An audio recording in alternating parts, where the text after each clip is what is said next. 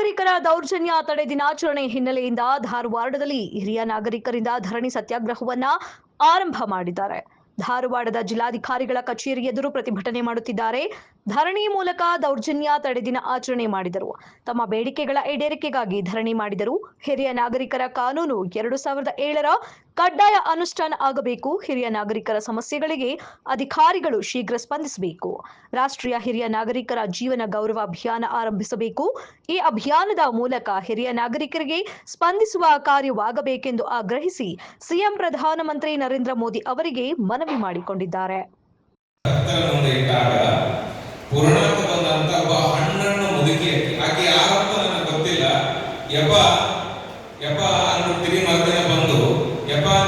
ಅಂಬಾರಿ ಮಾಡಿಸ್ಬೇಕು ಅಂತಂದೆ ಅಲ್ಲ, ತಗೋ ಒಂದು 10 ತೊಲೆ ಇದು ಅದಕ್ಕೆ ಅಂಬಾರಿ ಒಳಗೆ ಸೇರಿಸ್ಬಿಡು, ಇದು ಈ ಬೆಳ್ಳಿ ನಾನು ಹಿಡ್ಕೊಂಡು ಒಬ್ಬ ಹಣ್ಣನ್ನ ಮುದುಕಿ ಕೊಟ್ಟರು.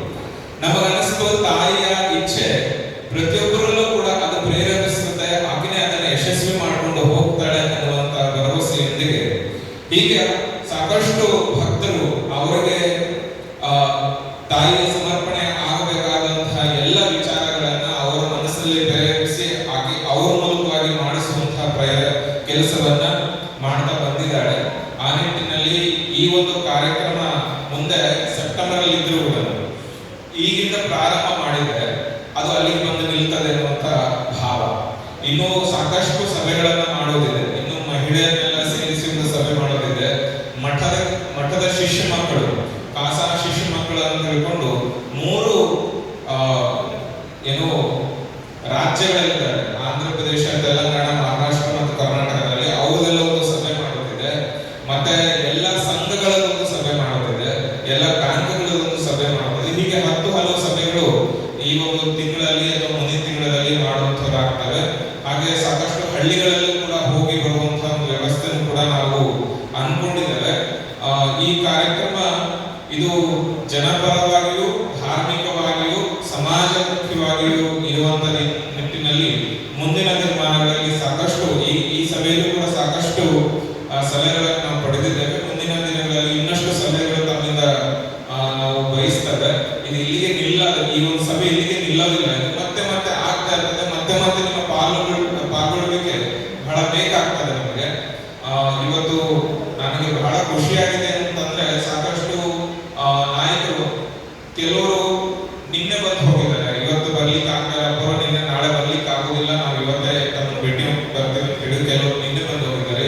ಇನ್ನು ಕೆಲವರು ಇವತ್ತು ಬೆಳಿಗ್ಗೆ ಮಾಡಬೇಕಾದ್ರೆ ಆ ರೀತಿ ಮಾಡಿ ನಾವೆಲ್ಲರೂ ಕೂಡಿ ಮಾಡೋಣ ಮಾತಲ್ಲಿ ಸಂದರ್ಭದಲ್ಲಿ ಇದರಲ್ಲಿ ಯಾವುದೇ ಧರ್ಮ ವರ್ಗ ಪ್ರಶ್ನೆ ಇಲ್ಲ. ಈ ಮಾಡಿದ್ರೆ ಎಲ್ಲರೂ ಬರ್ತಾರೆ, ಎಲ್ಲರೂ ಕಾರ್ಯಕ್ರಮದಲ್ಲಿ ಭಾಗವಹಿಸ್ತಾರೆ. ಎಲ್ಲರೂ ದಸರಾ ಮಹೋತ್ಸವದಲ್ಲಿ ಸಹಿತ ಒಟ್ಟಾರೆ ಕೂಡಿ ಇಡೀ ನಮ್ಮ ತಾಲೂಕಲ್ಲ ಬೇರೆ ತಾಲೂಕುಗಳಲ್ಲಿ ಸಹಿತ ಬಂದು ಆ ಕಾರ್ಯಕ್ರಮದಲ್ಲಿ ಭಾಗವಹಿಸ್ತಕ್ಕಂಥ ನಾವೆಲ್ಲ ಮಾಡ್ತಾ ಇದ್ದೀವಿ. ಹಾಗಾಗಿ ನಮ್ಮ ಕಲಾ ಸೋಷನ್ ಜೊತೆಗೆ ಕಲಾ ಮಹಾದೇವರಿಂದ ಸಹಕಾರ ಮಾಡಿ ಈ ಕಾರ್ಯಕ್ರಮ ಯಶಸ್ವಿ ಮಾಡೋದ್ರ ಮುಖಾಂತರ ಡಾಕ್ಟರ್ ಶ್ರೀಮೋತ್ಸವ ಮಹಾಸ್ವಾಮಿಗಳ ಒಂದು ಏನು ಮನಸ್ಸಲ್ಲಿ ಅದನ್ನು ಯಶಸ್ವಿ ಮಾಡಬೇಕು ಅನ್ನೋ ಒಂದು ಪ್ರಯತ್ನ ಎಲ್ಲರೂ ಕೂಡಿ ಮಾಡೋಣ ಮಾತ್ರ ಹೇಳಿ, ಸರ್ಕಾರ ಪರವಾಗಿ ಏನು ಬೇಕೋ ನೀವು ಒಂದು ಡಿಸ್ಟ್ರಿಬ್ಯೂಟ್ ಮಾಡಿಬಿಟ್ರೆ ಅದ್ರ ಜವಾಬ್ದಾರಿ ನಾನು MLA ಅವರು ತಗೊಂಡು ಸರ್ಕಾರ ಪರವಾಗಿ ಏನೇನು ಪ್ರಯತ್ನ ಜವಾಬ್ದಾರಿನೇ ವಹಿಸ್ತದೆ ಮಾತ್ರ ಹೇಳಿ, ಅದ್ರ ಜೊತೆಯಲ್ಲಿ ಏನೇನು ಅವರೆಲ್ಲರೂ ಕೂಡಿ ಜವಾಬ್ದಾರಿ ಕೊಡಲ್ಲ ಆ ಜವಾಬ್ದಾರಿ ರಚಿಸಿ ಒಟ್ಟಾರೆ ಎಲ್ಲರೂ ಕೂಡಿ ನಮ್ಮ ಕೆಲಸ ನಮ್ಮ ಜವಾಬ್ದಾರಿ ಇದೆ ಅಂತ ಹೇಳಿ ನಾವು ಪ್ರಾಮಾಣಿಕರಿಂದ ಈ ಕಾರ್ಯಕ್ರಮ ಯಶಸ್ವಿ ಮಾಡೋಣ ಅಂತ ಮಾತನ್ನು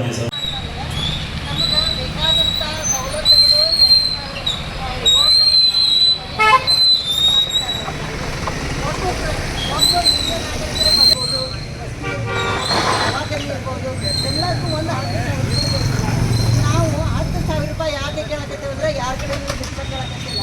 ಇನ್ನರಿಗೆ ಮಾಡಿದ್ರು ಟ್ಯಾಕ್ಸ್ ಕೊಟ್ಟಿವಿ, ನಿಮ್ಮ ದುಡ್ಡು ಐತಿ. ಎಲ್ಲ ಸಮಾಜ ಸೇವೆ ಮಾಡಿದವರಿಗೆ ದೇಶಕ್ಕಾಗಿ ದುಡಿದವ್ರಿಗೆ ಅಂದಾರ. ನೀವು ದುಡಿಲಿಲ್ಲ, ಕುರ್ಚೆ ಮಾಡಿಲ್ಲ, ಇವತ್ತು ಕಸ ಹೊಡೆಯೋರಿಂದ ಹಿಡಿದು ಎಲ್ಲರನ್ನೂ ಒಂದು ಸೇವೆ ಮಾಡುವವರು ಅಂಥವ್ರಿಗೂ ನೀವು 10,000 ರೂಪಾಯಿ ಕೊಡಬೇಕಂತ ನಾವು ಕೇಳಕತ್ತೀವಿ. ಈಗ 1,000 ರೂಪಾಯಿಗೆ ಇನ್ಕಮ್ ಸರ್ಟಿಫಿಕೇಟ್ ಇದ್ದವ್ರಿಗೆ ಮಾತ್ರ ಪೆನ್ಷನ್ ಕೊಡಕತ್ತಾರೆ, ಉಳಿದವ್ರಿಗೆ ಪೆನ್ಷನ್ ಬಂದ್ ಮಾಡ್ಯಾರ. ಅದಕ್ಕೆ ಸರ್ಕಾರದವರು ಯಾಕೆ ಇಂಥ ಬಡ ಮಂದಿನೆಲ್ಲಾನು ಪೆನ್ಷನ್ ಬಂದಾಗೈತೆ ಅಂತಾರೆ, ಯಾರೂ ಅದಕ್ಕೆ ಸರಿಯಾದ ಕಾರಣ ಹೇಳಂಗಿಲ್ಲ.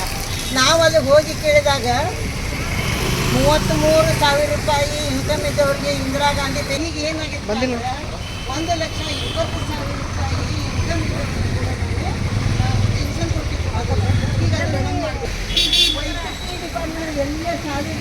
ಹೋದ್ರೂ ಕೂಡ ಆಸ್ಪತ್ರೆಗೆ ಹೋದ್ರೂ ಕೂಡ ನಿಮಗೆ ರಿಸರ್ವ್ ಆಗಿ ಇರಬೇಕು.